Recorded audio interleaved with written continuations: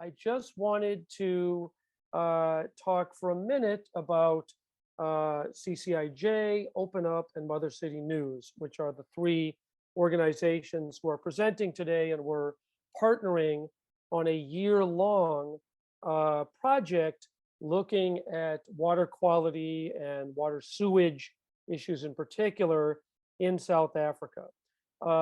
So CCIJ, at CCIJ, we bring together data, visual, and investigative journalists as equal partners to carry out ongoing projects on key global issues.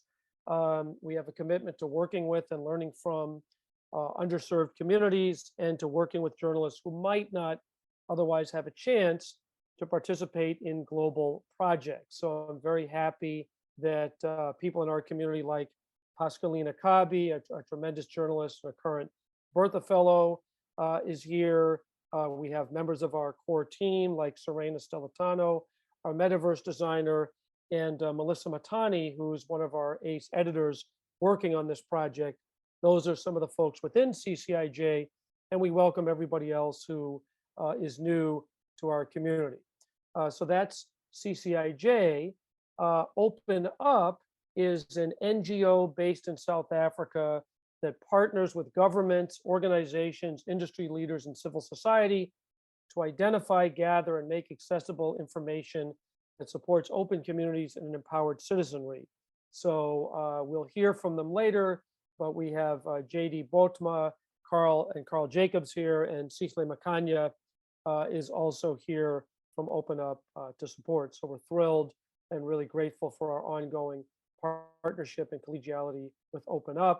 And then we have Steve Kretzmann from Mother City News, a monthly newspaper that we've been working with. Steve did tremendous work last year on this issue, and that led to our applying together to Open Society Foundation South Africa. And so we'll hear from Steve kind of initially after these introductory comments. So I just wanted to briefly go over the flow of our 2-hour session. Steve will present both about the work he's done so far. He's done 3 of the 6 stories he's doing. He's done the reporting for the 4th, and that draft will be coming very soon. But he'll also talk about how he's done it, the data he's used, and so on. We'll have some time for engagement.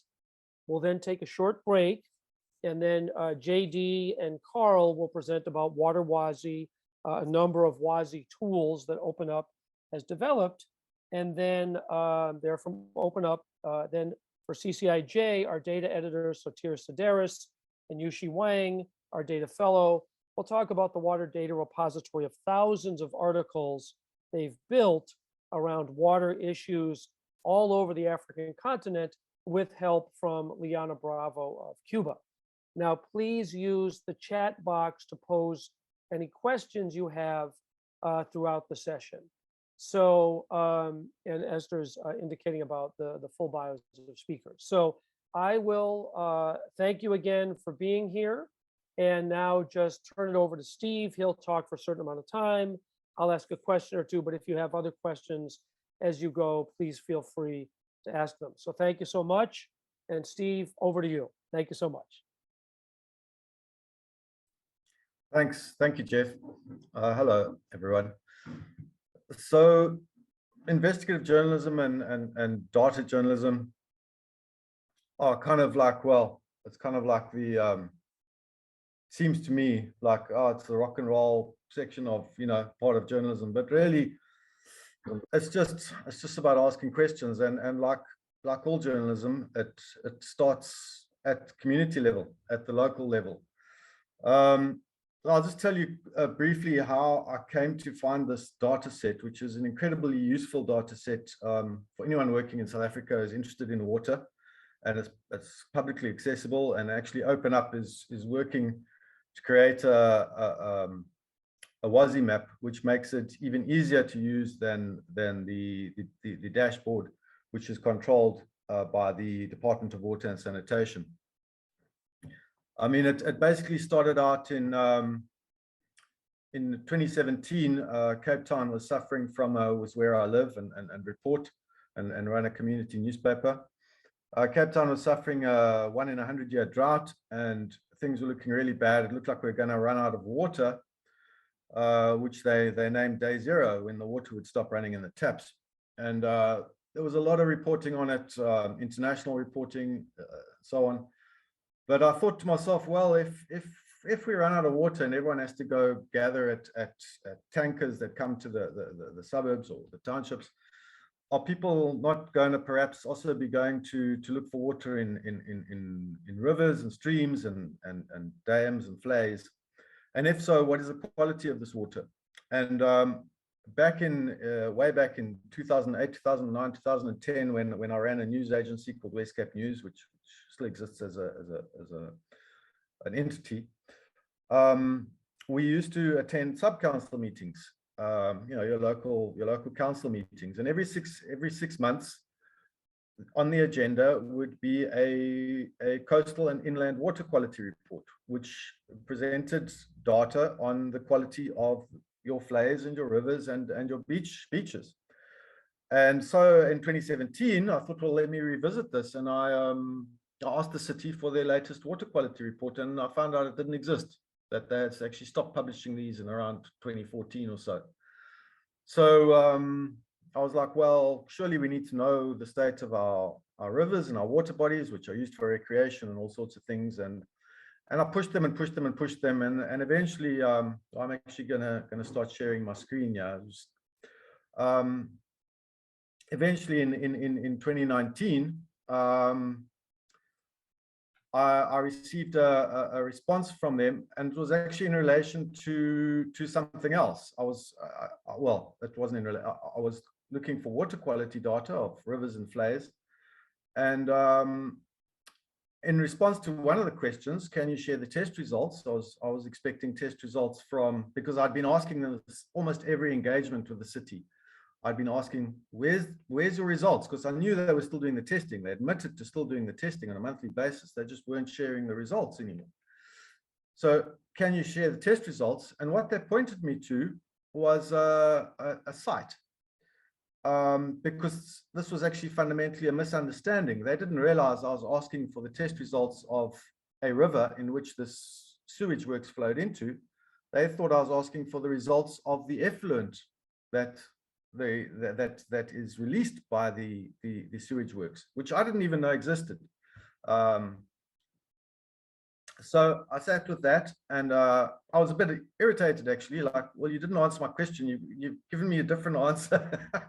But I went to the site, and what that site is essentially this, which is a dashboard hosted by the National Department of Water and Sanitation, which shows the effluent quality results of every single wastewater treatment plant in the country. And at first, I didn't quite know what to do with it. I looked at this, and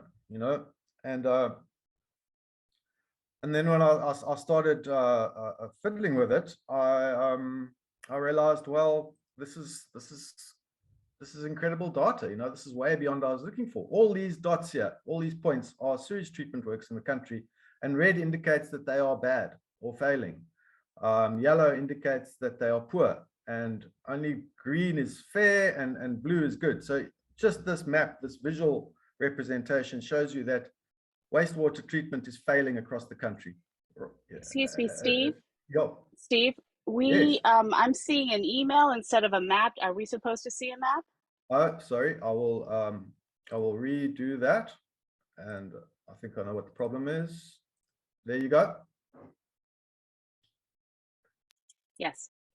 Okay, so that's the dashboard, so that I've been talking about for the last minute. And as you can see, red is, it's just failing across the board. So, and any of these points you can click on, it'll show you that soap pun, etc., and it gives you details. And now you've got the data, you need to start figuring out the data. What does it mean, and how clean is it? For instance, this soap pun sewage works indicates 0 kiloliters per day. So there's something fundamentally wrong. How can you have a sewage works that has no flow in it? Whereas if you just click on a random one, yeah, that's Venterstad as 1,000 kiloliters. So that's 1,000 liters a day. That's 1 million liters a day. That makes more sense.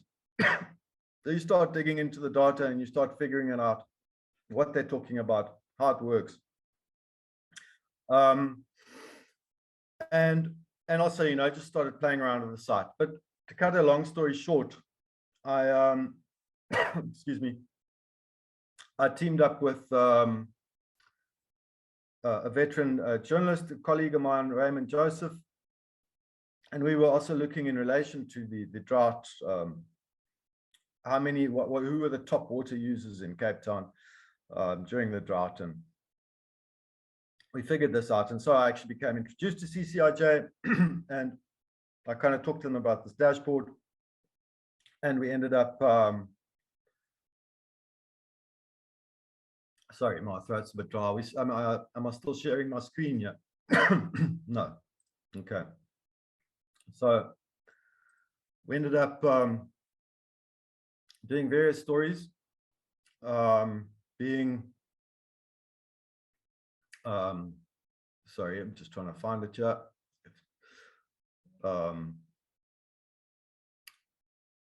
But what it came down to essentially was I worked on an initial story with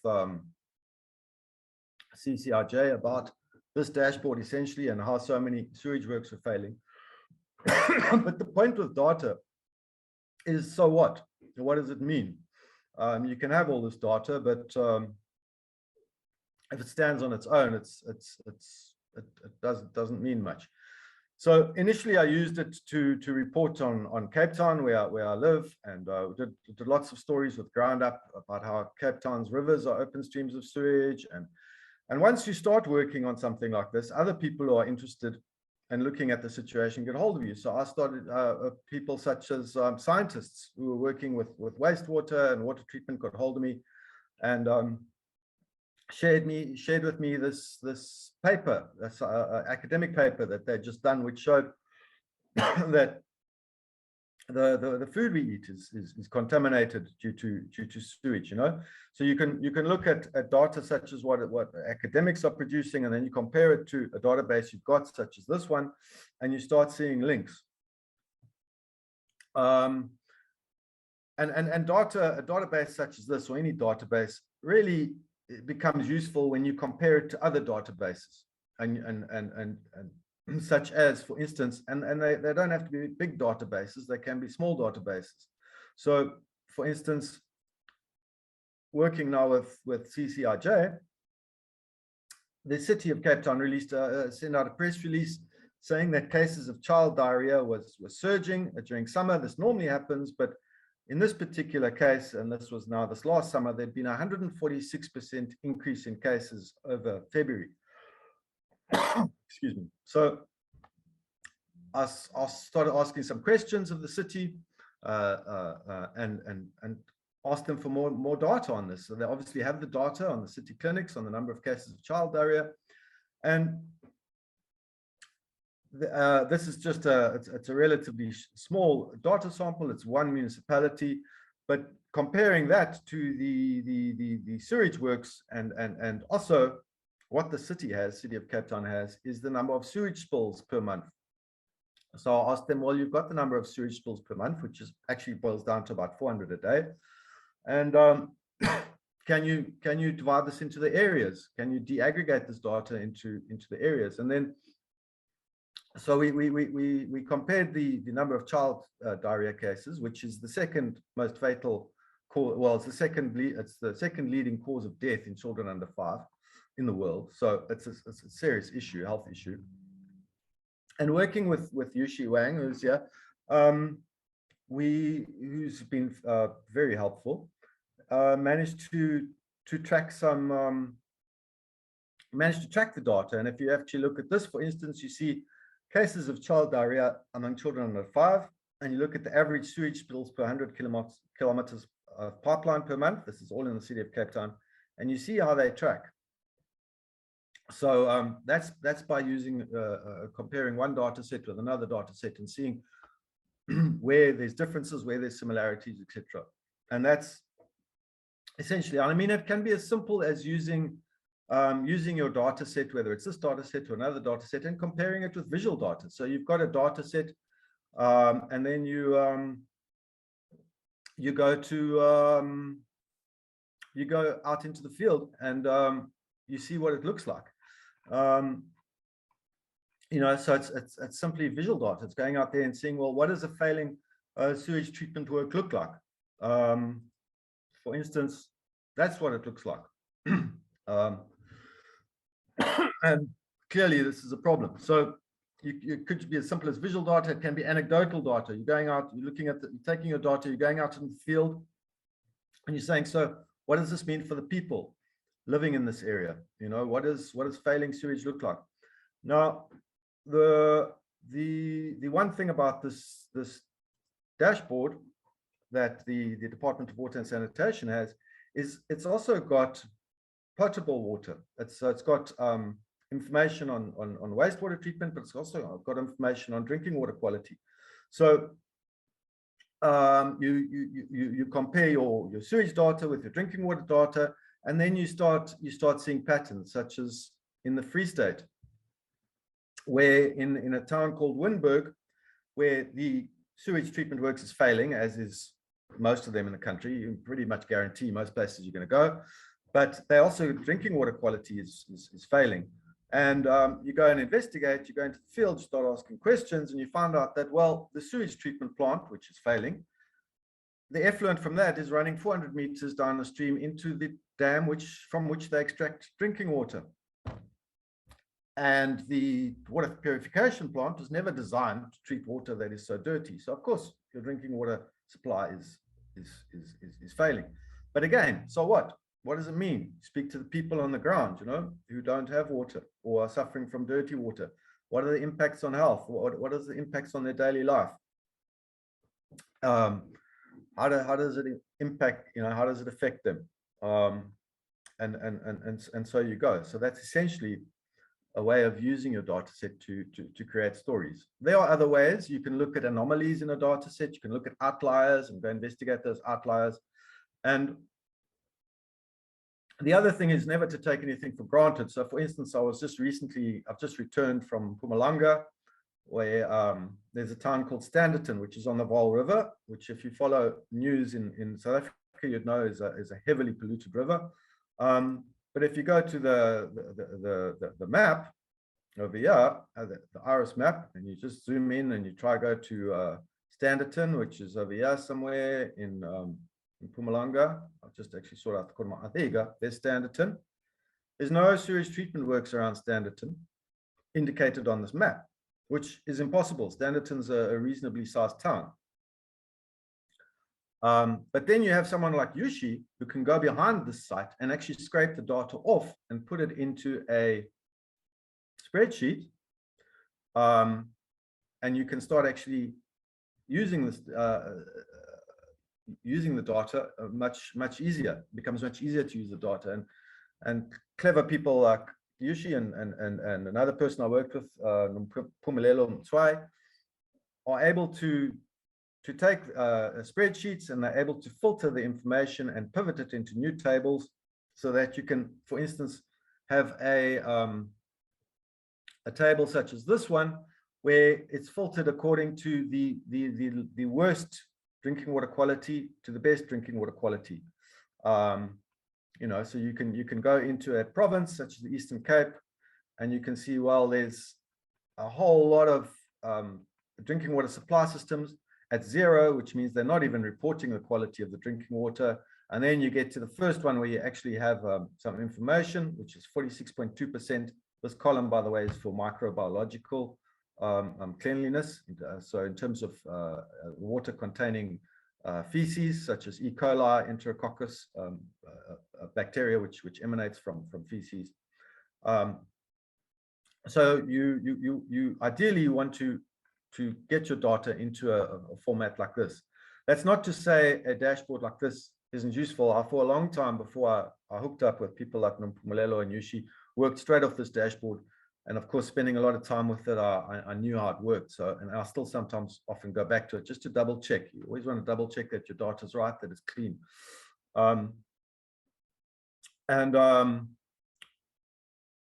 So if for instance, you go onto your spreadsheet now, you've been working with someone, or maybe you are able to scrape data and put it into spreadsheet yourself if you fortunate. And if you search in here, there is no Standerton, there is no, no, there is actually, sorry, there is. It doesn't appear on the map, but if you search for it within this document, you find it. There it is, Standerton. And it says that it's poor, and it gives you various information. But going to Standerton, I can see that this wastewater treatment plant is far worse than poor. What's actually happening is most of the sewage is leaking before it even gets to the sewage plant. There's leaks along the pipe and so on. So the sewage works looks like, well, poor, it's not great, but it's better than bad.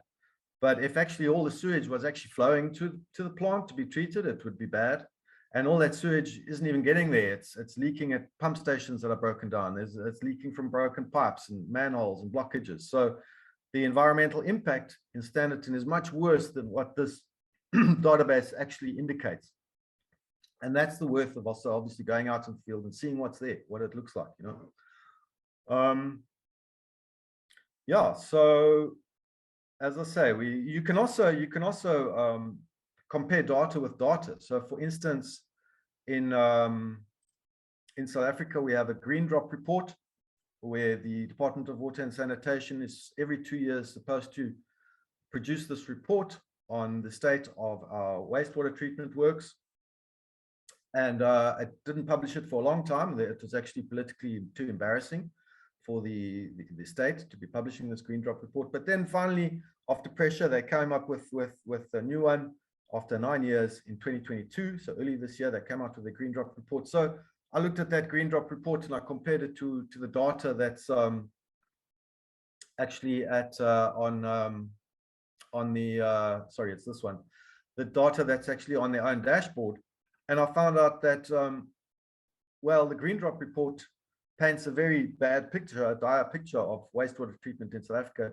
But when you compare it to what's actually on the dashboard, which is to which every sewage works needs to send results, is supposed to mandate it to send results every month of the effluent quality, it's actually much worse. And you start sort of looking, so you're comparing two data sets, and you're seeing where the differences are, where the anomalies are, and where they agree or disagree. And then you go and look at those points, you go and look at those geographic areas, and you speak to the experts, and so you got your story. So I think I've spoken enough. I think it's time for questions. If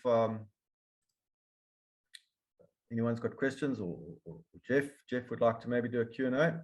Yes, no, thank you very much, Steve. Thank you. I really appreciate the work you've done and taking us through the process and kind of initially finding out about the issue, starting to dig into it, initial stories with Ray, and those were ones that we first connected with on CCIJ, and then gradually going deeper over time, enlisting the help of data experts, and then continuing to report it out, and really data being crucial. And at the same time, it's not the story itself, it's a way that gets you to there. So just terrific. I wanted to take a minute here and just see, open the floor, any questions or comments or anything that people wanted to share. Antoinette and I were going back and forth a little bit in the chat as you were talking, Steve, about some of the experiences she has living in Hammerscroll. Yeah, and the floor is open. Questions, comments, thoughts for Steve. You can put them in the chat. You can raise your hand. However you would like to communicate.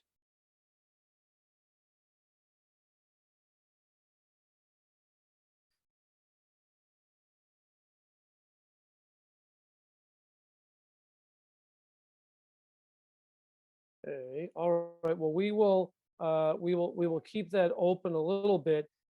Steve, could you talk about some of the challenges that you've encountered both in accessing the data? You alluded to that a little bit earlier, but then also some of the reporting challenges, we've had some interesting dialogue around some of the ethics of documenting people and who's open to be having their photo taken and so on. But can you talk about both the challenges with getting the data, even as South Africa has a very good open records law, and then from there, some of the reporting challenges, if that's okay. Sure. So as I say, this dashboard, the integrated regulatory information system, is open to anyone. It's just online, and you can so that's easy enough. You can go in there, and as I said, OpenUp is actually using that data to create a map to map it, which will make it very even easier. The problem comes when you're trying to find out from municipalities who are responsible for wastewater treatment plants why these plants are failing, because most of the municipalities are failing themselves. So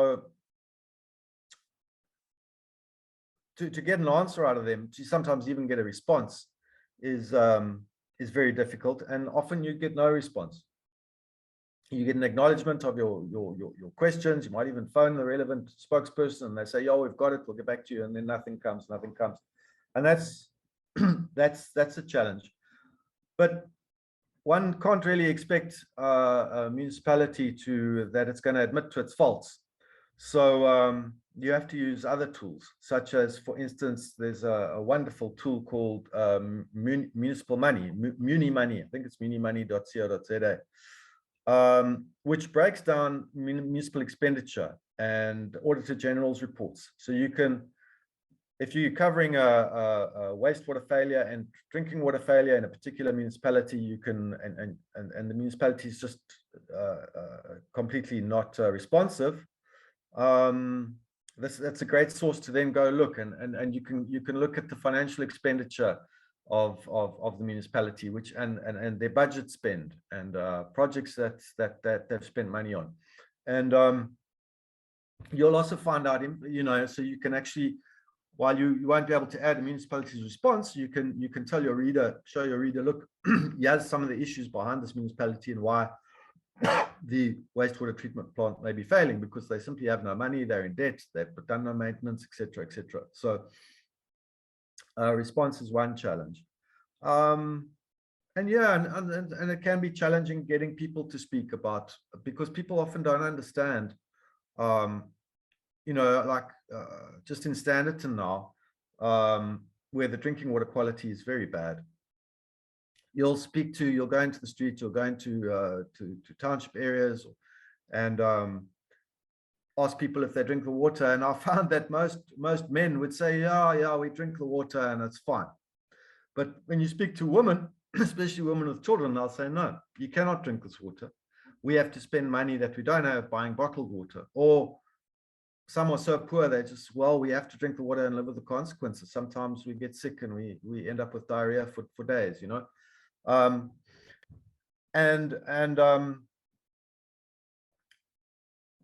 trying to get health information particularly is tricky, because health information often involves personal information. So you might want to get information on how many children are being treated for diseases such as gastrointestinal illness, and you often get blocked. The city of Cape Town is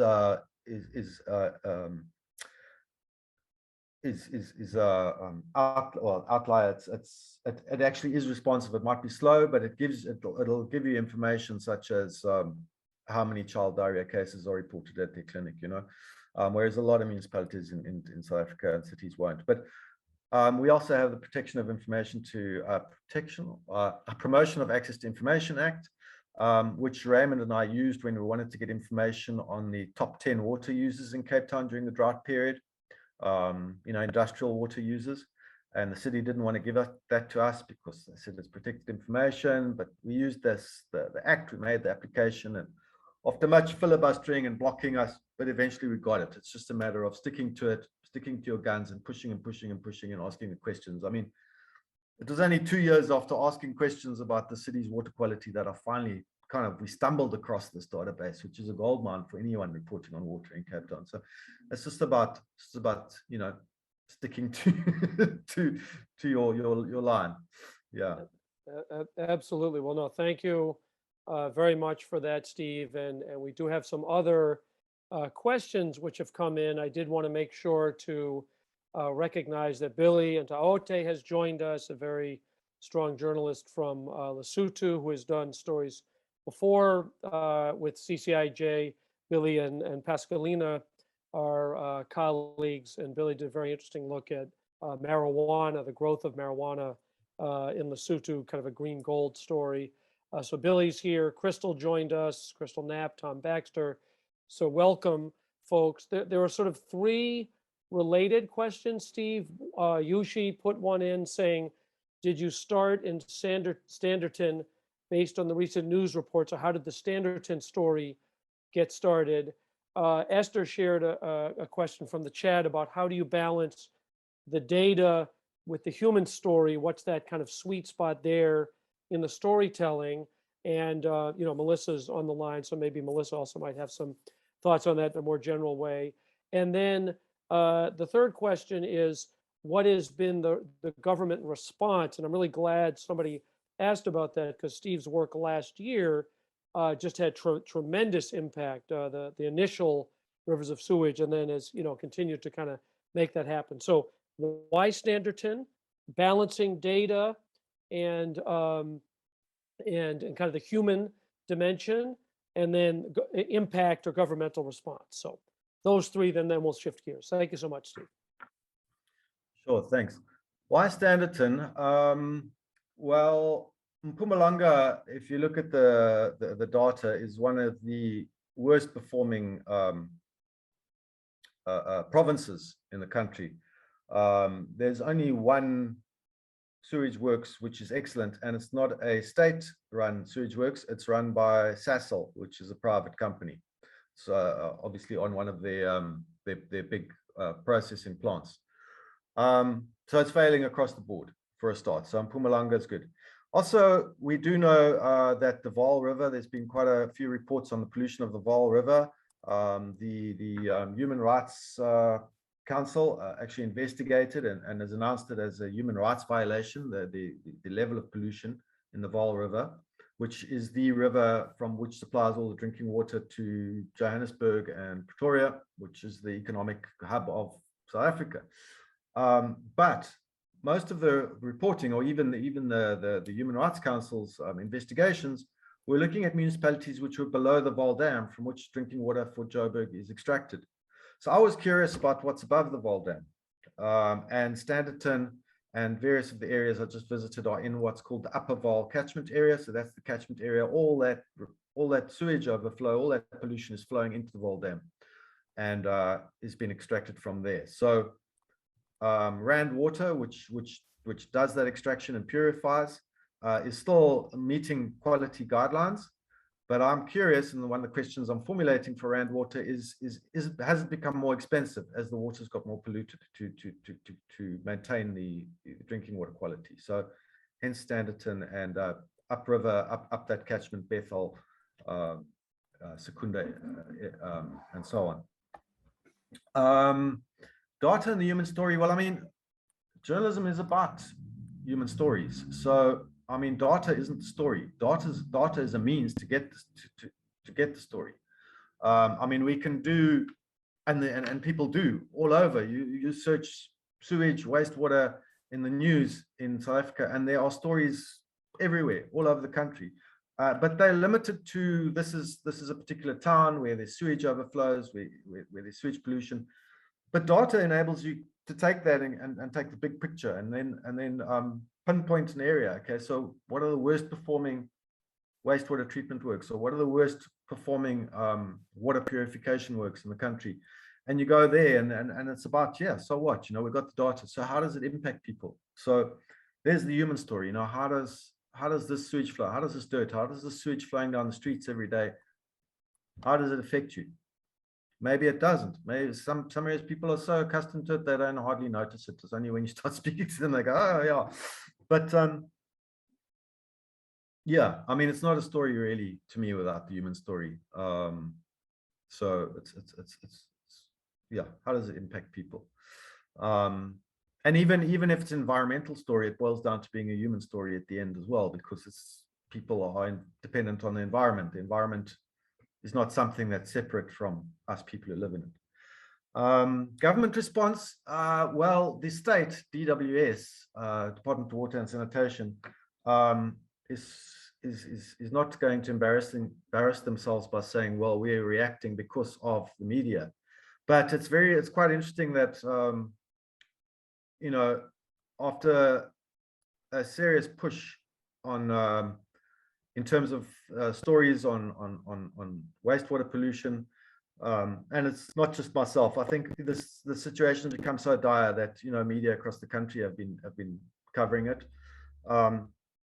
That they finally have re-released the Green Drop report. You know, after 9 years, you know, they started in 2009. They did a 2009 report. They did a 2011 report. 2013 report was the last one, and each one was just worse and worse. And I've actually looked at the parliamentary hearings, and there's basically admission by the top officials that it was just too politically embarrassing. But now, after a lot of reporting, they've come back and they've brought back the Green Drop report, which is a report on by the DWS on the national wastewater performance.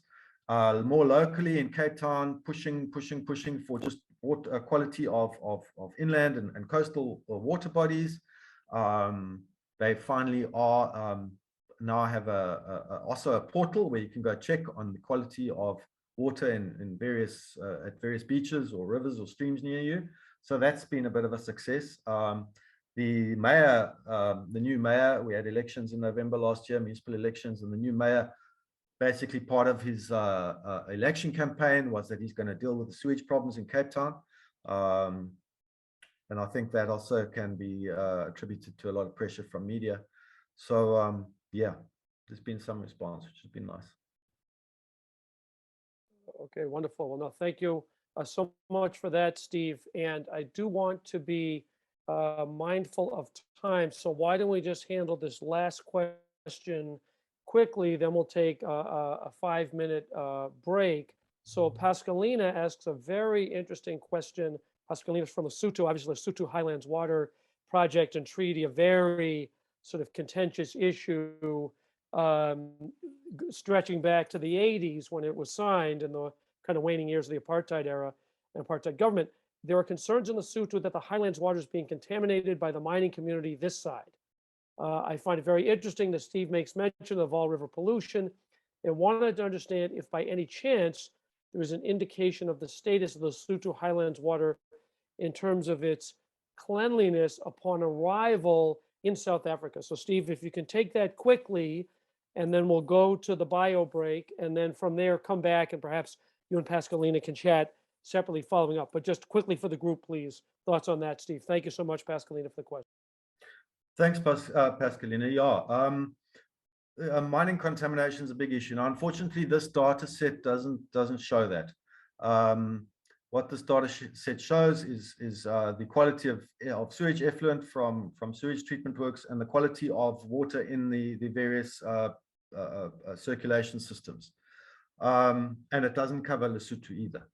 But I mean, have that being said, there are a lot of academics working in water who are testing water quality in rivers, in dams, who I'm sure would be testing water quality, you know, overland water, just below Lesotho, in the Eastern Free State Highlands, on the other side, Natal Highlands, and that might be a community or resource worth tapping into.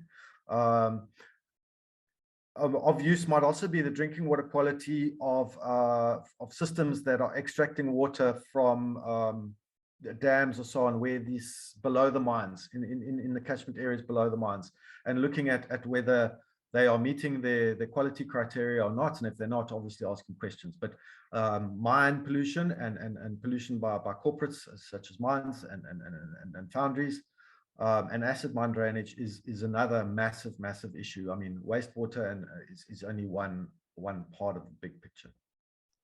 Absolutely. And just before we go to the break, one of the things that to me I really enjoy and treasure about CCIJ is that we do try to connect journalists from different parts of the world or different countries. So perhaps there can be some ways to stimulate that in the project that Billy did, for instance.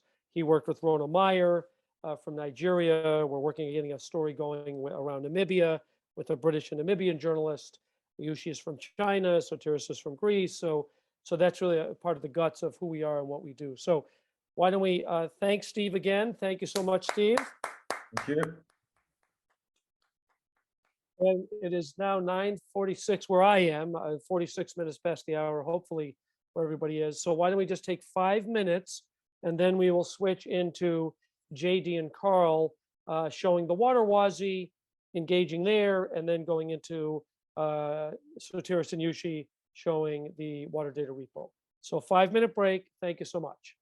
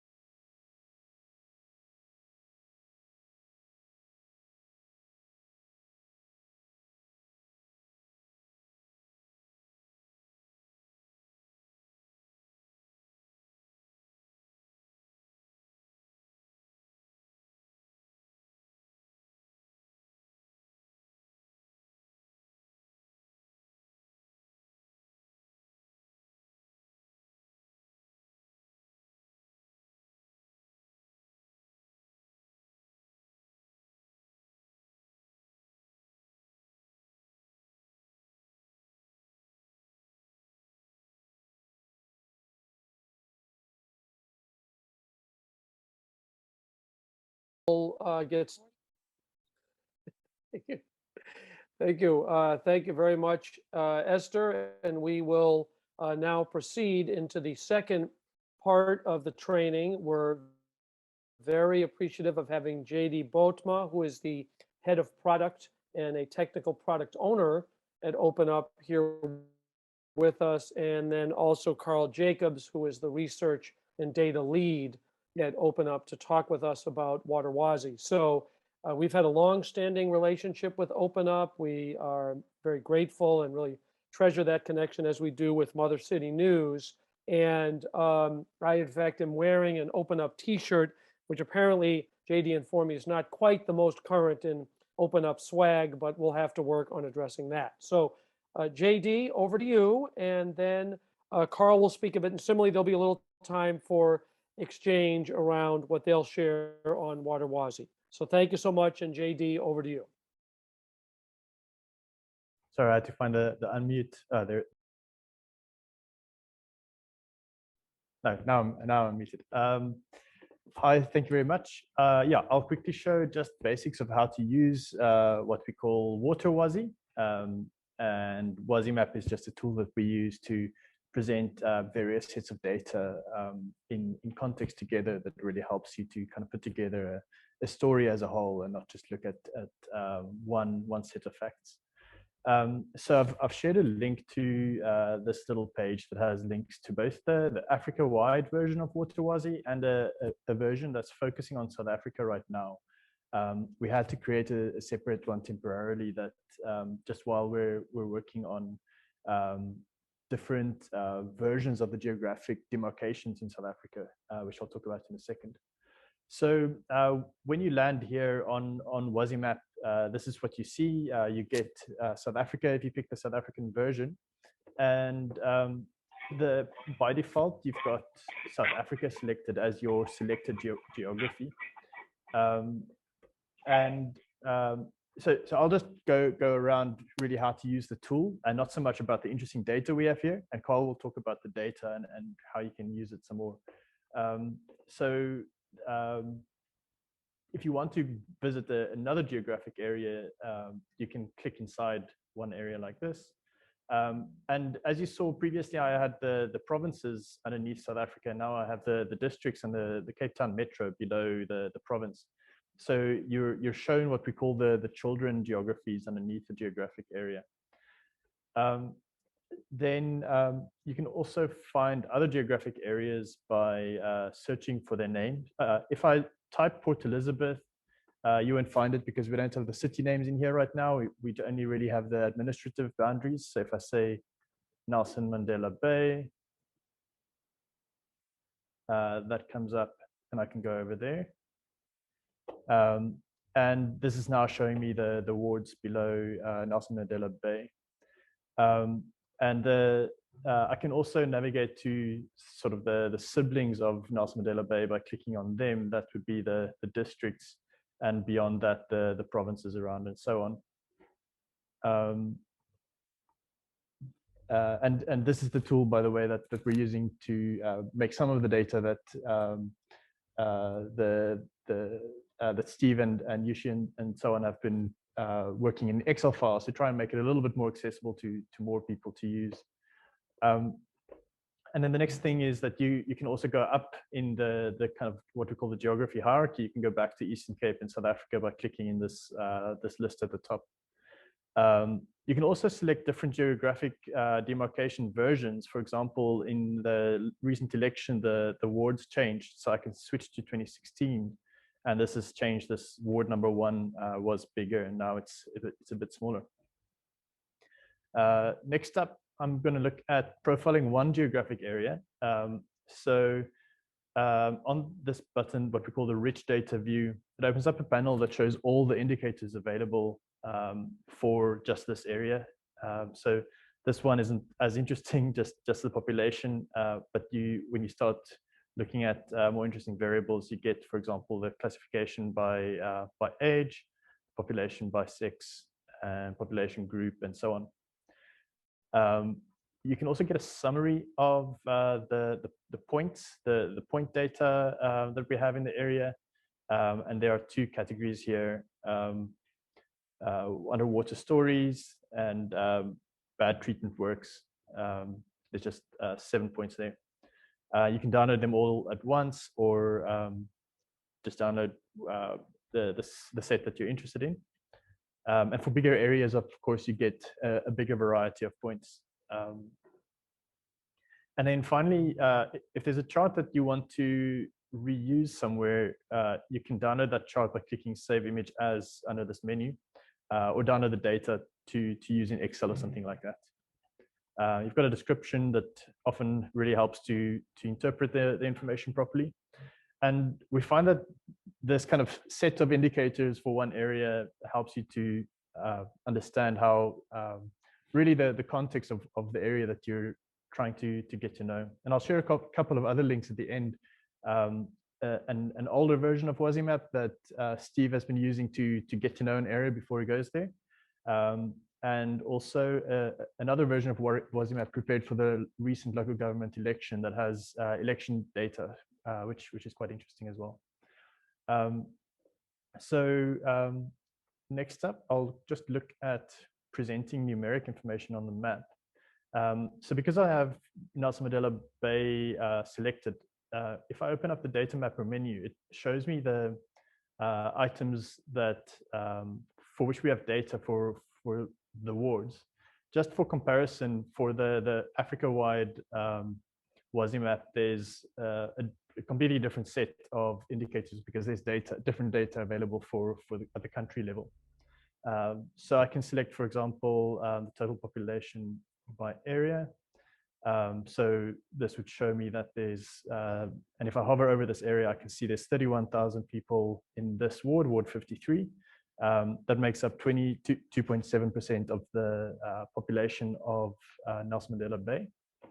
I can also see where are higher or lower concentrations by categories. So, for example, this area has a relatively high concentration of 65 plus, and so on.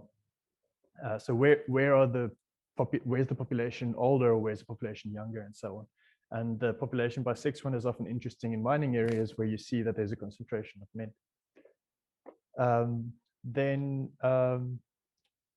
Yeah, I've looked at that, and you can also filter the data. So if you open this up, you get the description again, and you can filter some of these indicators by population group and sex, for example.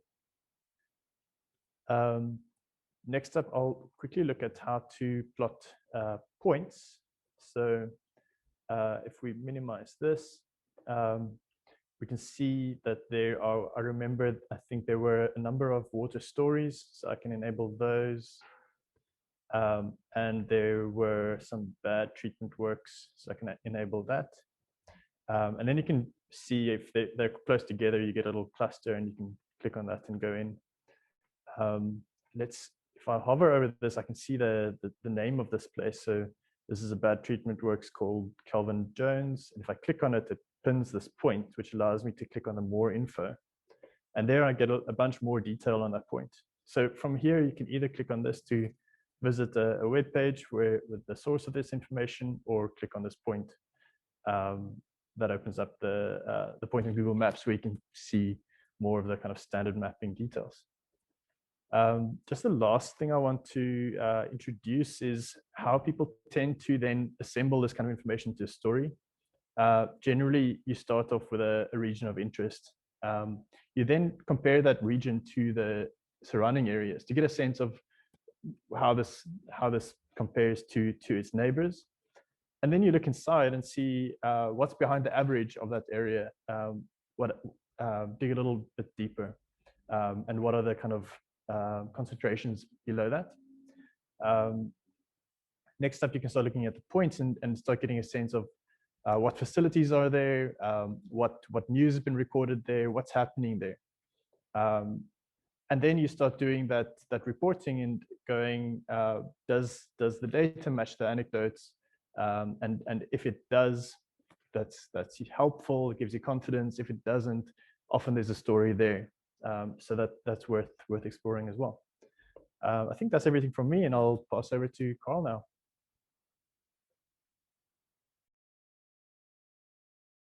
Cool, thanks, JD. Just want to share this quickly.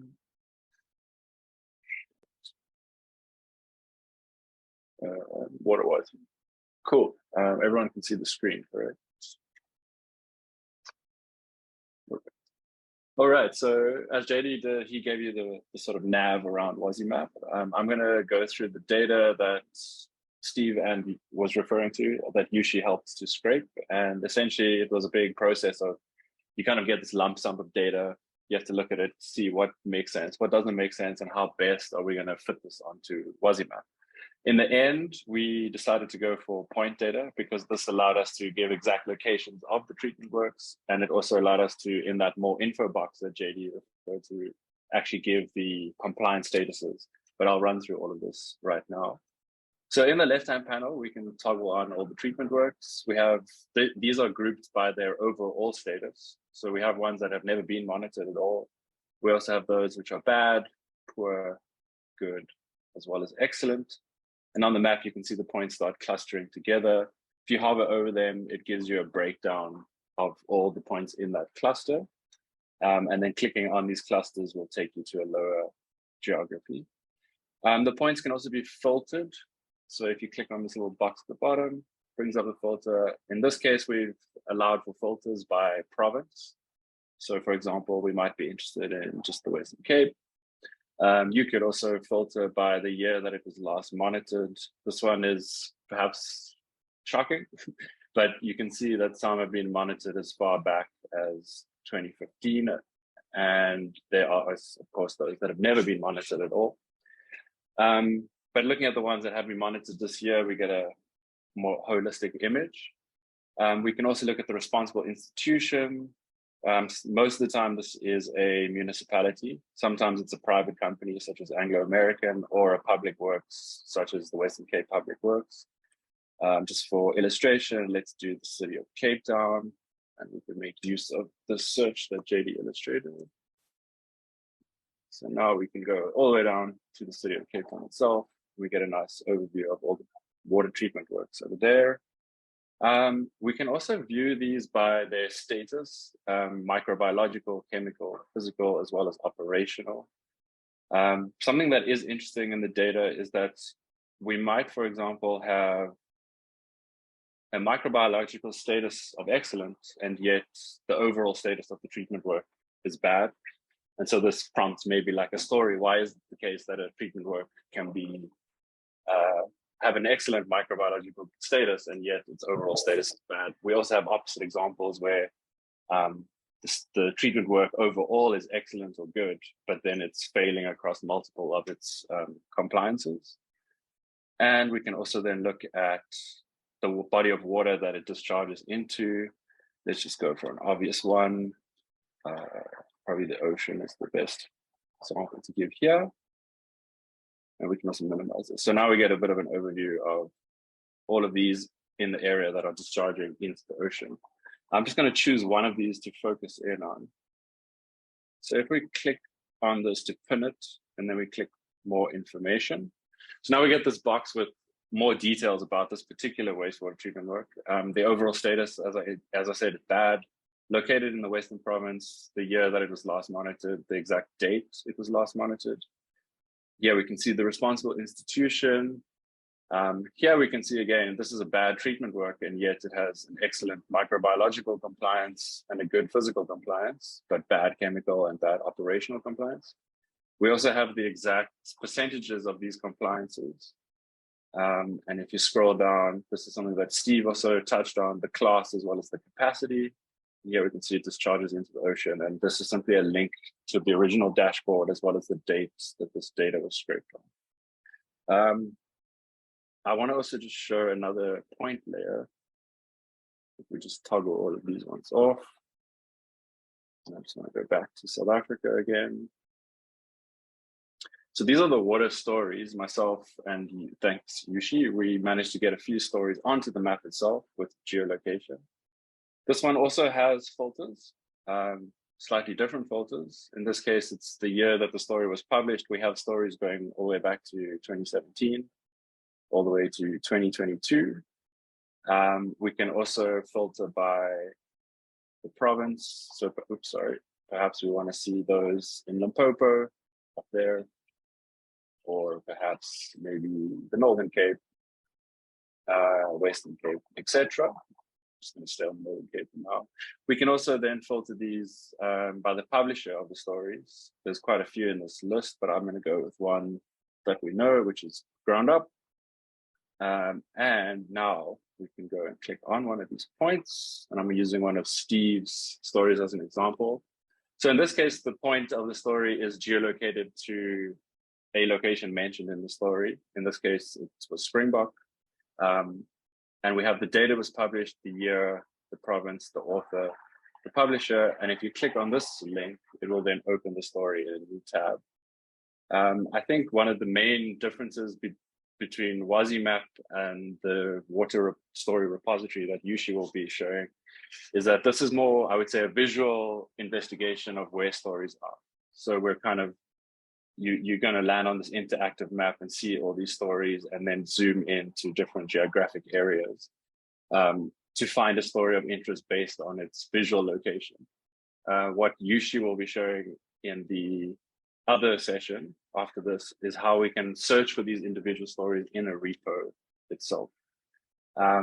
yeah, I don't know if there are any questions. I can also drop the link to this in the chat, or perhaps Esther's already done this for people to play around with. But essentially, it was a story of taking this very rich data that exists in the dashboard that Steve showed. First of all, extracting that Yushi did, putting it into these spreadsheets, then making sense of this data. What is actually good, clean data? What is not making sense? And what is the best way to then put this on a Wazi map that kind of makes it more interesting, useful for journalists to come and have a look. It is obviously also possible to have them all on at the same time, which gives you a very nice, beautiful set of colors. But as I said, we can always filter these. We might say, as I said, just KwaZulu Natal, and also we can add filters on filters. Let's say responsible institution, and then we can maybe add this one. Oh no, that's not in KZN. Just looking for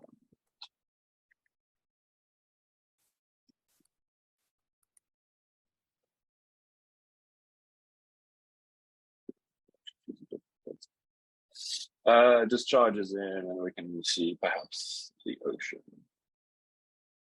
I think something to also just say, and it is something that Steve alluded to, is that this data is not always very nice. The department doesn't always make it available in the cleanest format. So a lot of these data points might say no data, for instance, particularly with the bodies of water they're discharging into. But this is something I think that should prompt questions and hopefully lead to stories and then more data being opened up. Yeah, I think that pretty much covers the data side of Water Wazi, at least. I think I'm going to hand over to Yushi, unless there are any questions, to show everyone the water stories repo and how we can actually start looking at stories using keywords for specific areas and topics. Yeah, all right. No, thank you very much, Carl and JD. Thank you. And it's really exciting, the combination of the different types of data that the team at OpenUp has made accessible, and now with the news coverage, starting to see the location, and then as Carl was just showing us the themes and the different kind of content filters you can put in trying to pinpoint what has been done before, what might be interesting to look at, or sources that have been useful. So no, really exciting stuff. Pascalina had a very interesting comment. It would be interesting to go through data on the African continent. So maybe we can have JD and Carl respond to that. Anybody else, questions or comments, a chance to engage? We wanted to start with Steve doing the reporting and talking about working with data, and then from there going toward OpenUp, showing the Water Wazi as a tool which blends demographic and kind of content, news content areas.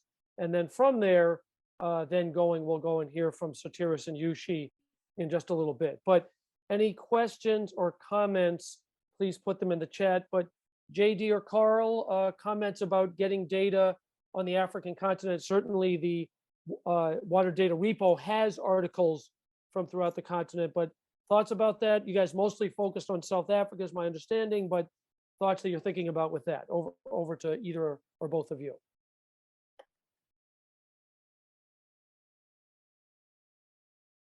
Yeah, I think, Carl, you've probably worked most recently with Africa-wide data, not so much on this recently, but maybe some comments from ADH. Yeah, I think so. We have another project, Africa Data Hub, which, as the name suggests, it's all about data for Africa.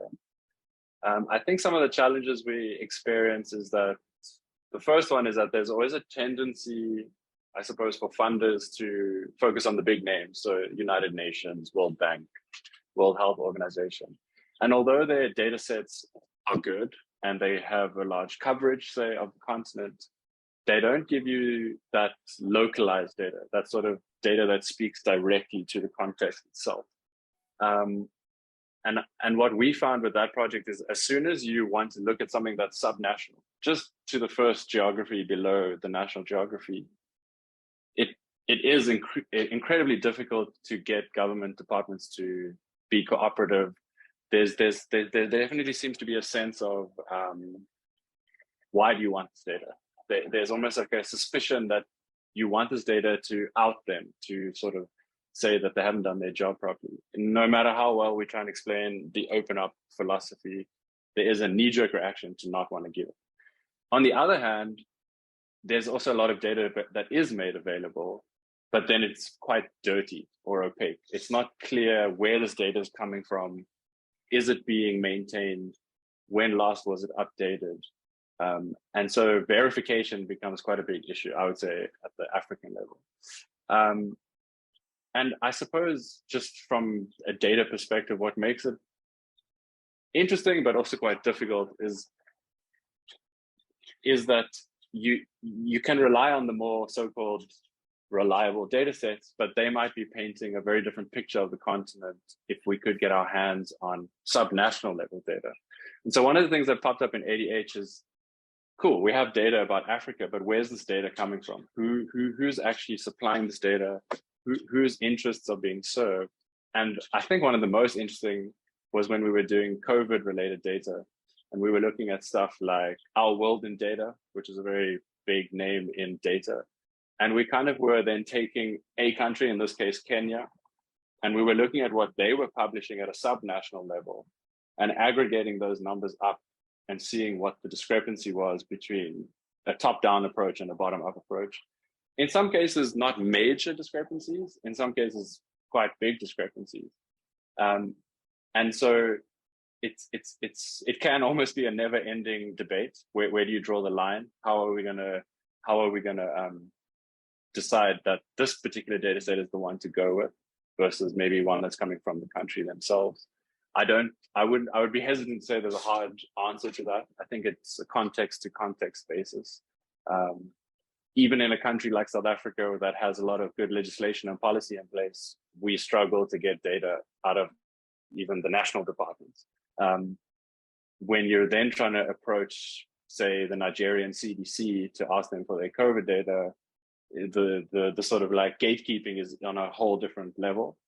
And even bigger organizations like the African Union, African CDC, I think it's almost going back to the question that was asked about Steve, about, how do you reconcile the data with the human story? I think it's interesting that even when it comes to data, the human story is at play, even if it is perhaps in a political way.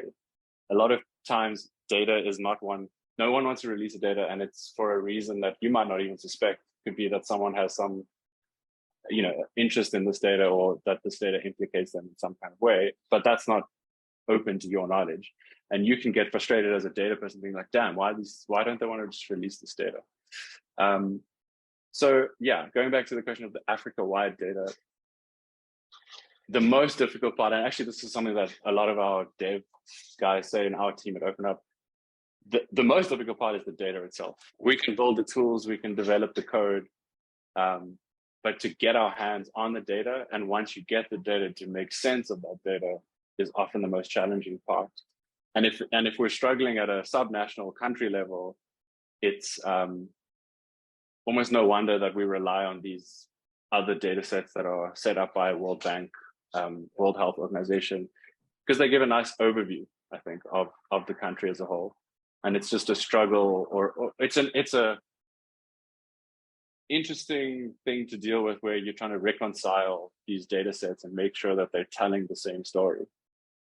Yeah, really important points you're making there, Carl. So thank you for that. And certainly, whether we're talking about COVID data or water data such as Pascalina, you were just asking about, I've done projects where within the United States, we're looking for data about national lottery winners at the state level. And there's often just tremendous variety in the amount and quality and accessibility of the data. So that's a really important question. And in fact, it's a nice transition to our last section, which Adi Ayal, who was the founder co-founder of OpenUp and was also the original data editor at CCIJ, that was part of his interest. He said, let's get subnational data. And then from there started looking at the news articles that were available. So we will shift gears now. I did want to acknowledge that Antoinette said, great insight, Carl. We'll definitely check Wazi. So thank you for your enthusiasm there. Thank you again, Carl and JD. And so now we will move to Sotiris and Yushi. Sotiris Sideris is our data editor. Yushi Wang is our data fellow, to talk about the work that they've done with the water data repo, which is a tally of thousands of articles all about water within the African continent and different countries within there. So Sotiris and Yushi, over to you.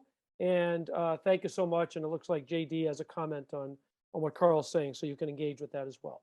Thank you so much. Sotiris and Yushi, over to you. Thank you. Thanks, Jeff. Hi, everyone. Thank you for joining us.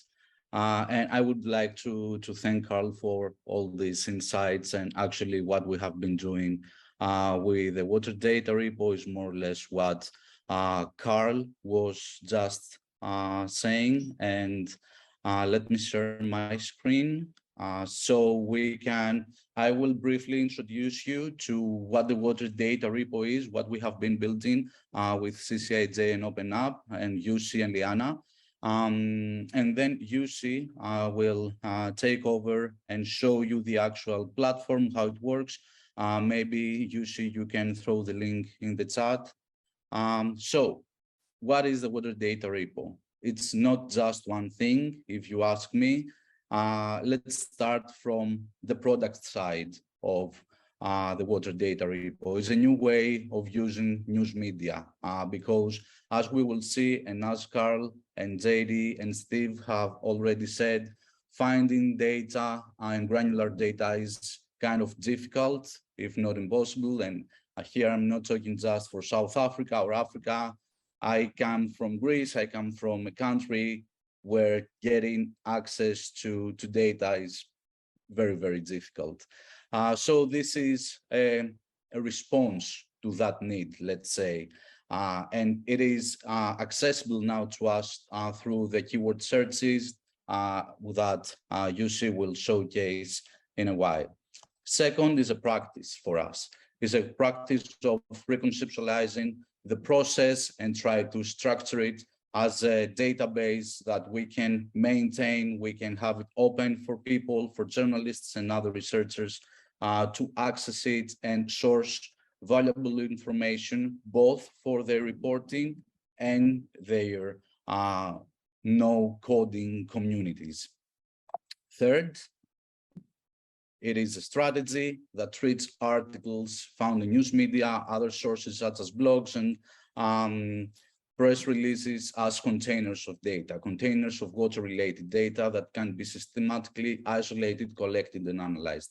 I'm saying that because, as Carl showed earlier, we have news articles in our water data repo that are shown on Wazi as well. And those articles are going back to 2017 until 2022, which means that what we have right now, it's not the final version of our water data repo. It's a working prototype. Of course, as you can see, we will still need to add some more filters in our search. And we also want to add our methodology, how we came up with the idea of creating this kind of water data repo, which needs we are trying to address with this project, and what is our plan for the future. And fourth, and most importantly, if you ask me, is a tool for journalists, researchers, and other actors that are interested in water-related issues from South Africa, about Africa, more or less what we just saw in the chat, that it would be nice to have data covering the whole continent. So with our strategic focus on South Africa, we want to expand and cover and source more articles from the whole continent. Sorry. So what we have, We have more than 6,000 articles in our water data repo. To be fair, to be clear here, we are talking about water-related articles that are sourced from South African news sources. Those articles refer not only to South African locations, issues, communities, they also refer to countries and communities outside South Africa, as we will see later. And all our articles are sourced from the GDEL project. What is the GDEL project, though? According to the creators, it is a global database of society. What they do is that they monitor news media, both on the web and print, in over 100 languages, and they capture their daily coverage of news. They somehow scrape news websites and they download all the articles and they store them in an open database so that they more or less create this real-time record of society, because again, they cover so many languages and so many locations that they somehow can build this bigger image of what is being discussed in the news and what stories are relevant and important. From our side, although the GDEL project includes data from 1979 to the present, what we have so far is data from 2017 until April 2022. So you can download all this data yourselves. You can get in touch with us. Please do get in touch with us to discuss our methodology in more depth, how you can use the GDEL project, or how we can be of help to your research when it comes to using this huge database. You can download all this data in zip files so that you can extract them and you can import them into Excel or Google Sheets or Python or R or any other kind of language or software you are using to read your data. And of course, our data can be downloaded in CSV format. There is a link in our landing page, and our data also include the full text and the summary of its article. So you can search, you can do a text analysis in our data set so that you can identify different trends in the data. And this is another feature that we will build in our database and in our platform. We will create something like the demographics of our data. We need to find out which news outlets post more often, how many articles, which locations are being quoted mostly, and other kinds of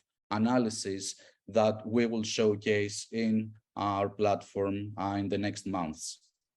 So our objectives with this project, as we said before, is that we want to use news stories as a data set, mainly because of the significant lack of water-related information in Africa. We want to address the reporting needs of journalists, activists, academics, and other researchers, such as technologists that focus on water-related issues. We want to provide a tool set with this platform. We want to make water-related articles accessible to them so they can read what is really happening either around them or in other countries that is related to water issues. And how we are going to do this? We are going to do it by creating an open platform that monitors its country's online news media for water-related articles. And as Yussi will show later, we do this using specific keywords, which means that this methodology can be replicated for other searches as well. So what we do is we identify patterns in the data, and what we want to do more in the future is to collaborate with local journalists the way that we have done with Steve and the people from OpenUp and photographers to create and co-produce data-driven stories in Africa. So what's next for our repo? First, we want to build a repo for Pan-African water-related data, what we have already discussed. We want journalists and other actors to be able to source accurate water-related information and share it with their communities. Second, as we just discussed, we want to use the methodology and the model of our water data repo to become a source for other searches, for other investigations, for other cross-border collaborative researches into different topics and different locations. I would like to mention the collaborative and cross-border character of our project. We have never met in person, but we are working very closely with Yussi and also Liana, a journalist that is based in the UK, helped us build this project, which means that this whole methodology, this kind of setup can be replicated and can be remixed so it can be used in your investigations. It can be really anything because the database, the digital database, it's a huge one, which means that you can type any kind of keyword and you can get all the articles from both local and international sources in a dataset.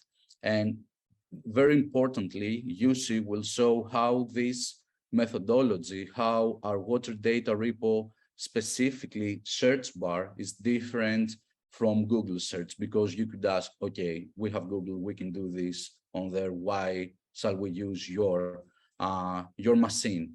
And in my opinion, what is important here is not so much the database itself, but rather the power of searching it provides, the power of indexing, filtering, sorting, and verifying information that is accessible through our platform. I will stop sharing now, and I will give the mic to Yussi to present you the actual platform, how it works. She will showcase a couple of examples and case studies, and she will show how this platform is different from Google. Thank you.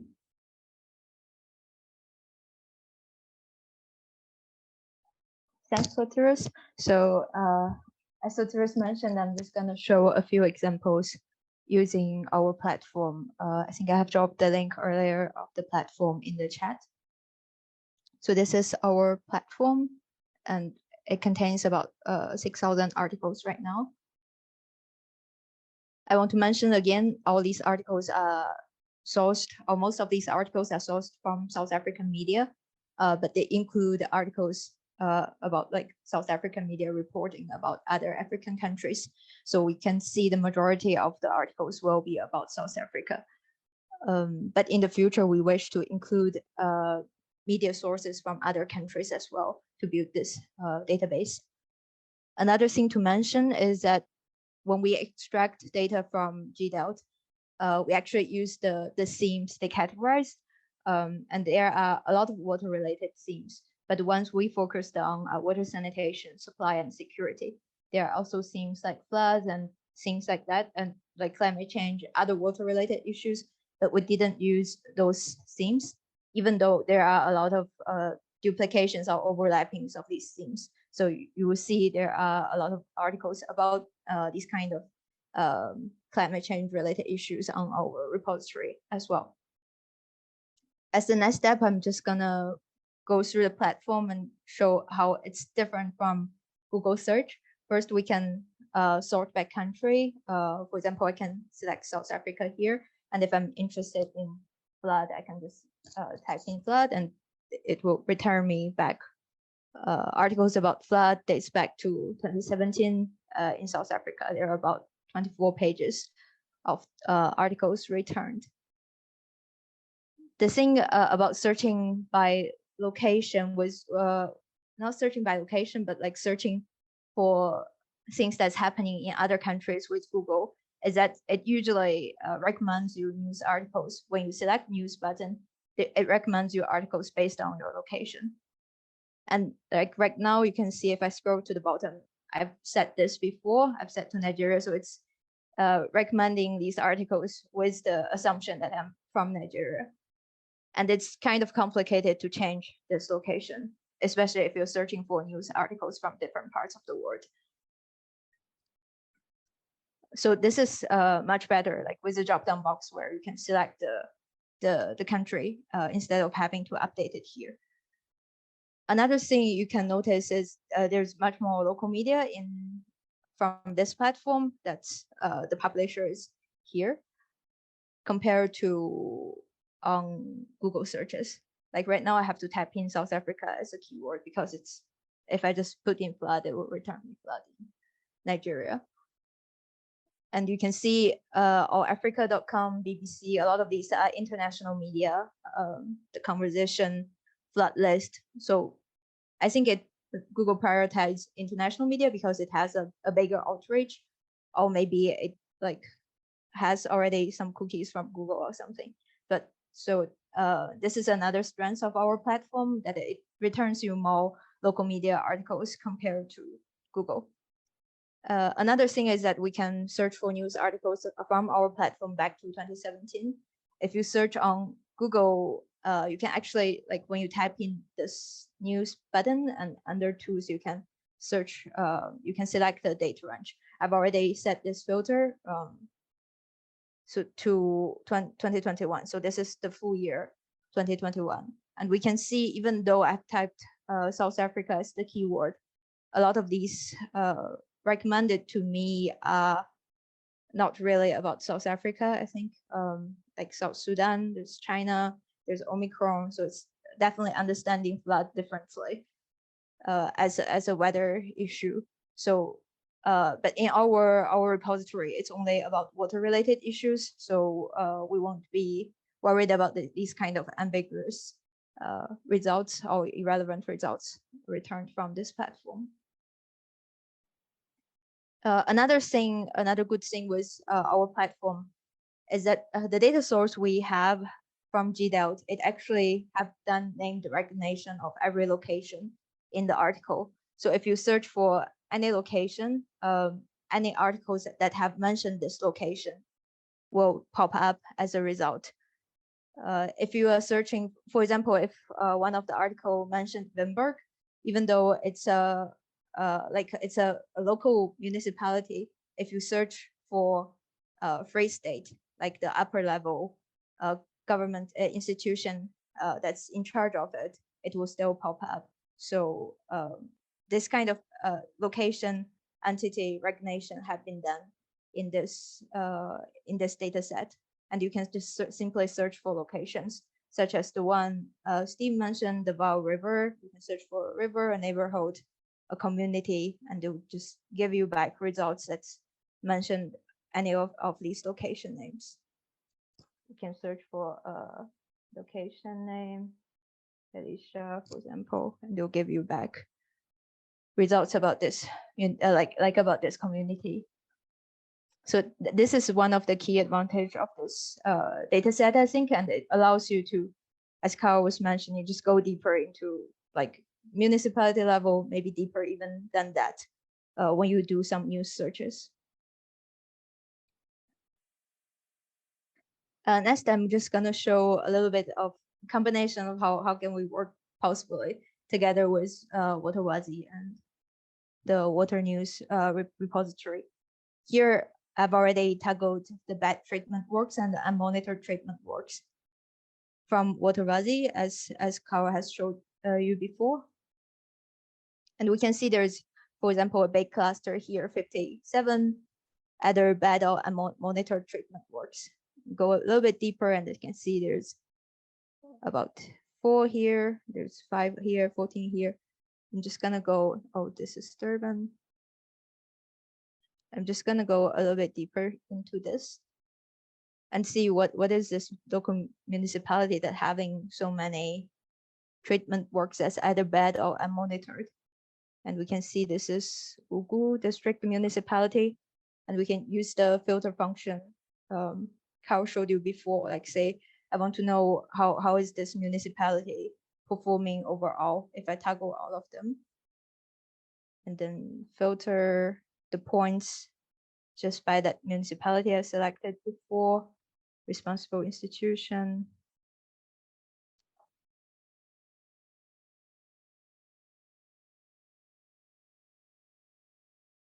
Here.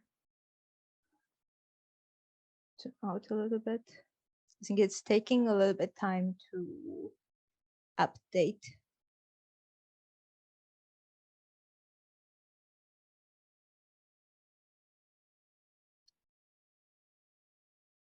Yeah, I don't know if it's my internet work condition or if it's, I think it's probably the network. But if the network is good and this filter works and you can see all of the treatment works in this municipality is either bad or unmonitored. There's no excellent, good, or poor treatment works. And what we can do is just come back to our searches and search for this district municipality and see what comes out. And we can see there's about 3 pages article about the water issues in this municipality.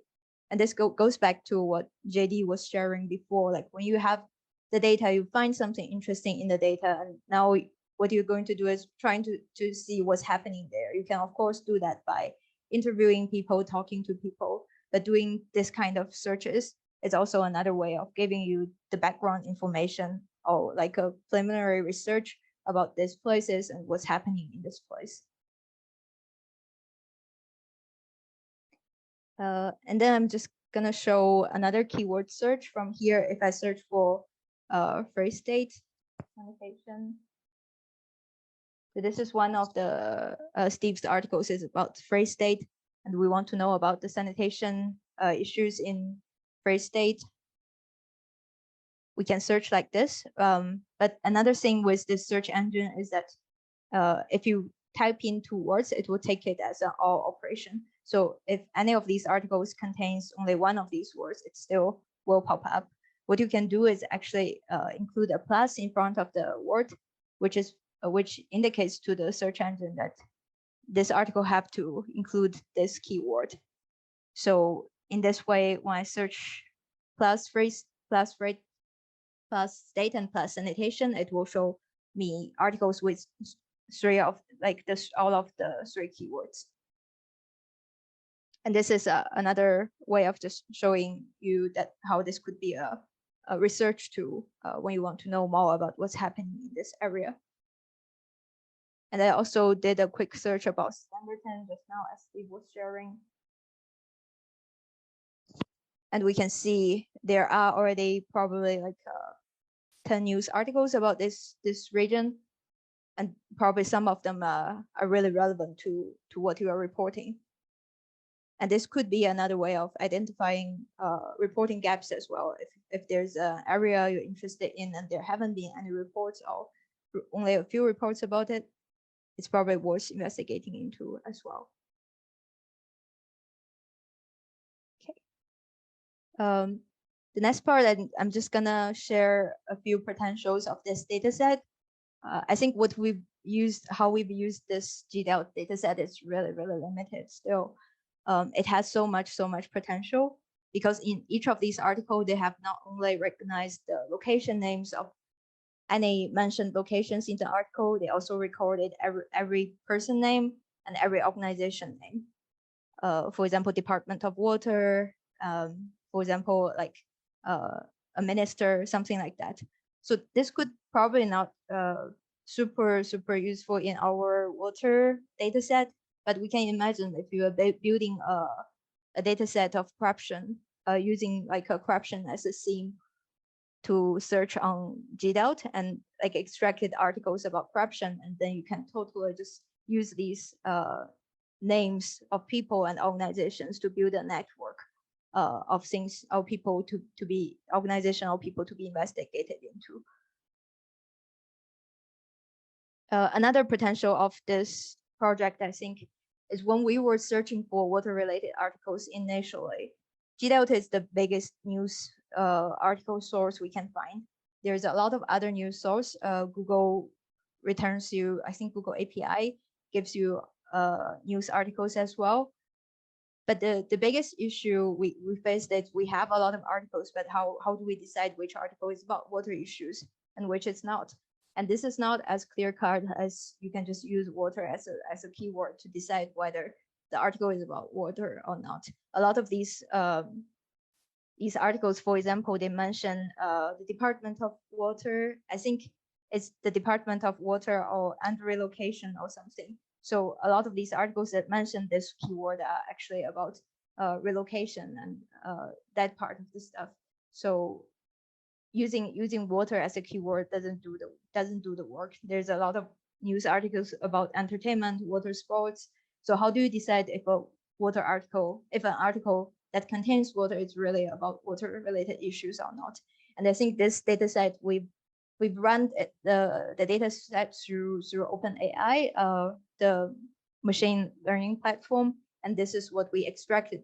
I think these 6,000 articles we extracted from about 26,000 articles are pretty relevant water-related articles, and we can totally use this as a machine training data set.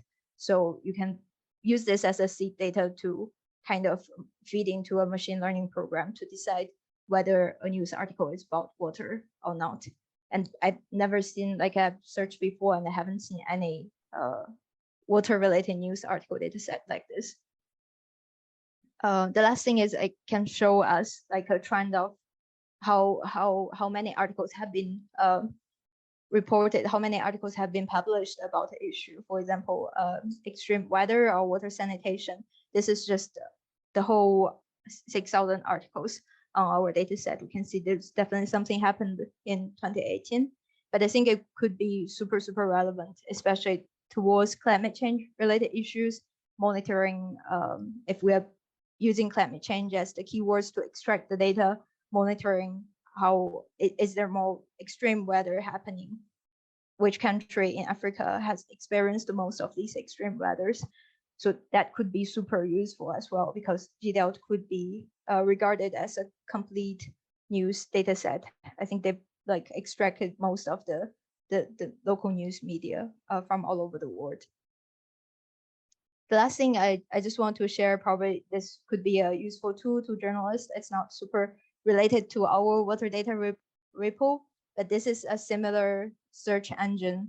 It's an open source project on GitHub, and it's built based on the GDelta project as well.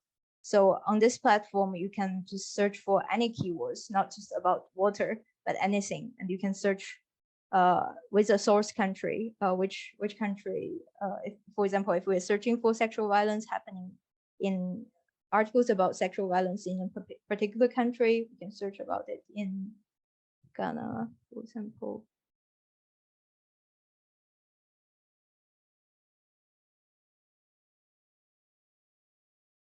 And here you can select the time period. So the only shortcoming of this platform is that you can only select the news articles from the most recent 3 months.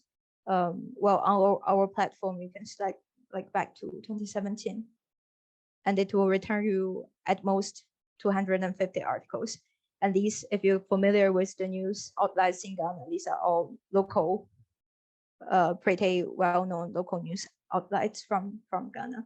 And again, this is so much better than Google search.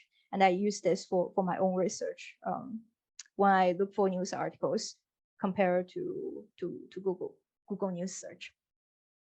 So yeah, this is my part. Okay, all right. Well, thank you very much. Sotiris and Yushi, very good, very good. Really appreciate Sotiris' kind of an overview around the purpose and the vision behind the water data repo, and then Yushi really taking us through the mechanics of it. I did want to mention that JD had a qualifying comment earlier around kind of the amount of calls sometimes it takes to get a data set, so not to get discouraged, and then put some comments in responding to Steve's use and some of the other available Wazi maps and some of the searches that Yushi did. And then Antoinette saying, I'd like to go through that since our communities are suffering due to lack of info from municipalities and constant leadership change.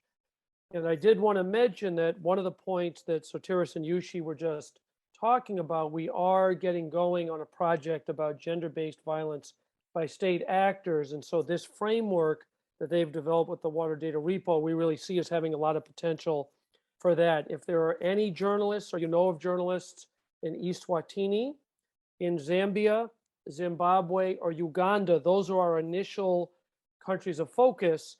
And we're open to accepting pitches between now and August 29th. So we have a little close to a week there. So tremendous work by Sotiris and Yushi. Thank you. Thank you so much, everybody, for sticking around. Questions, comments, thoughts that you wanted to add for Yushi? We're getting close to the end of the time, and Esther has an evaluation that a link that she'll drop in the chat in just a little bit. But questions or comments for Yushi? I saw Julia was being supportive of it, and Steve. But questions or comments for Yushi, Sotiris or Yushi, please.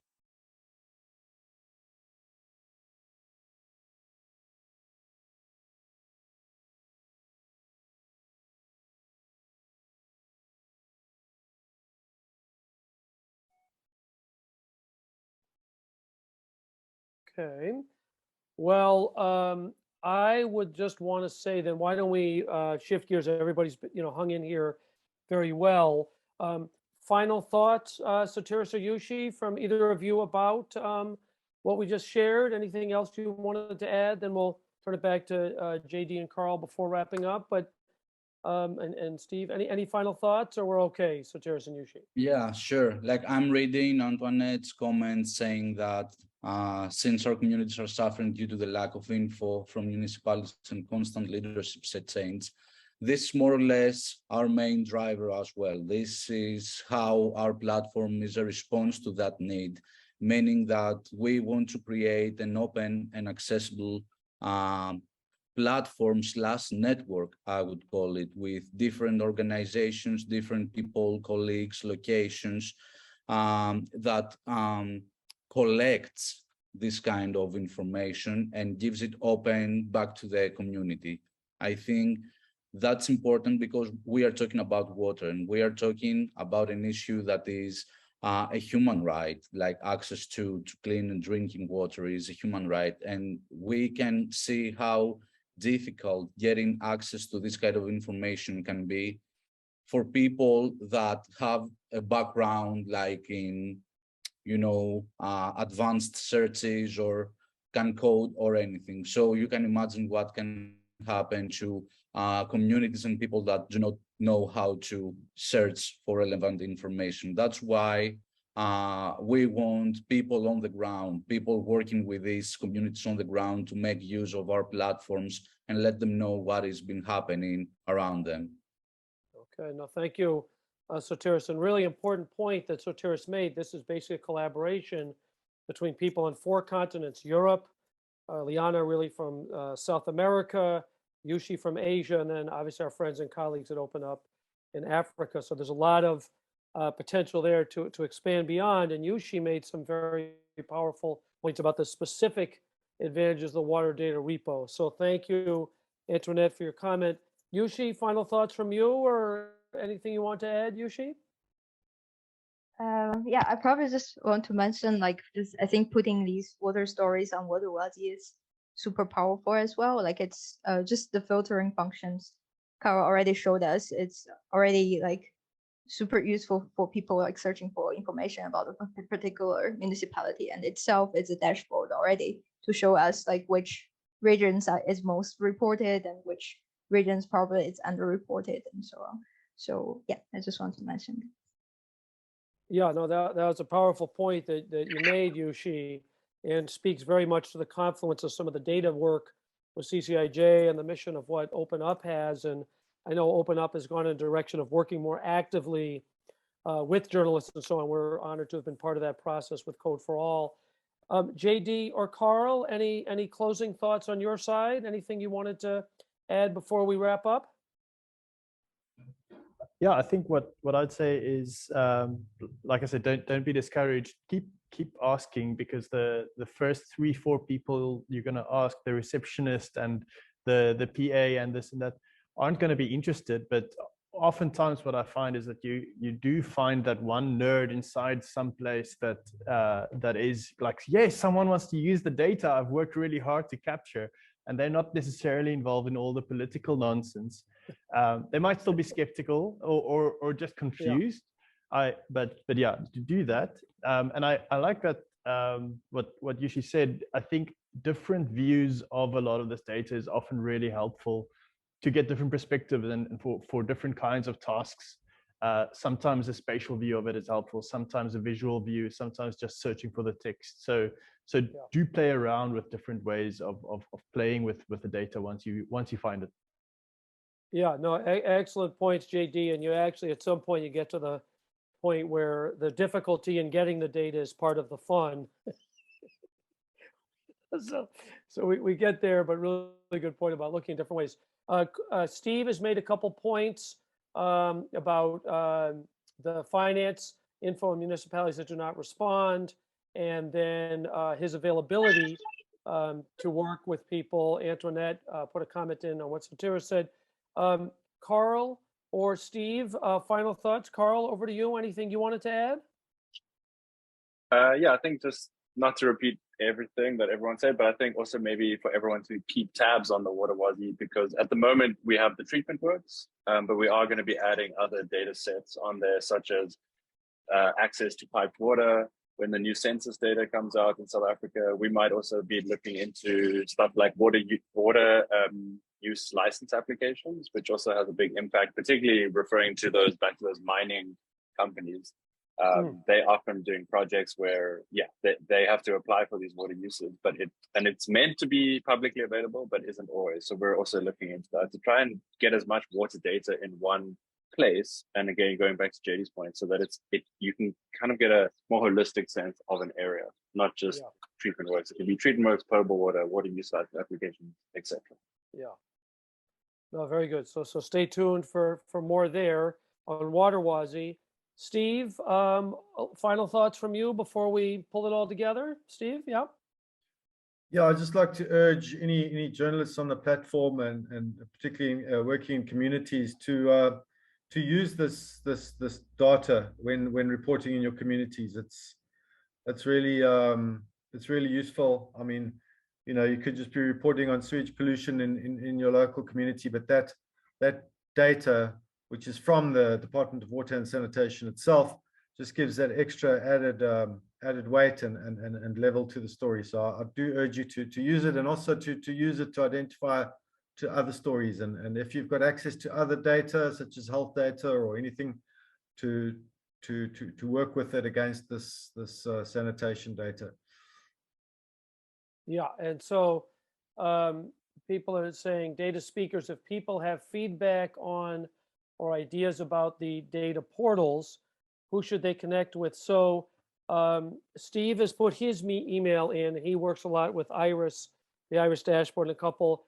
JD or Carl, could you put in who would be the right person there? And then Sotiris and Yushi, if you can just throw your emails in the chat as well around the water data repo, that would be great. So yeah, no, really important point that Steve made about working with data. The only thing that I would add is just to think about, sometimes data can be a little bit intimidating, but it's really kind of building a relationship with it over time, and thinking of the data as really, you kind of interview it in the same ways, asking, what do I want to know? And then from there, kind of figuring out with support, what kind of tools and people can help you gain that understanding. So it's been a fantastic 2 hours. Please join me again in thanking all of our terrific panelists and contributors. Thank you so much. Thank you, Billy. Thank you. Thank you, Melissa. Thank you, Julia. And please do feel free to keep in touch. We welcome people to be part of our community. I know OpenUp and Mother City News welcomes that engagement as well. As Esther mentioned, as soon as we sign off, you'll be taken to just a 1-minute evaluation. So please do fill that out, just because then that can help us make the argument to get more support to do more of these trainings. So we will thank you. Wonderful to have a group from all over the world. Julia is making the point that she's from Germany, and we will be in touch, and we're actually stopping 2 minutes early. So thank you so much. Lovely to see everybody. Have a great day. Thank you.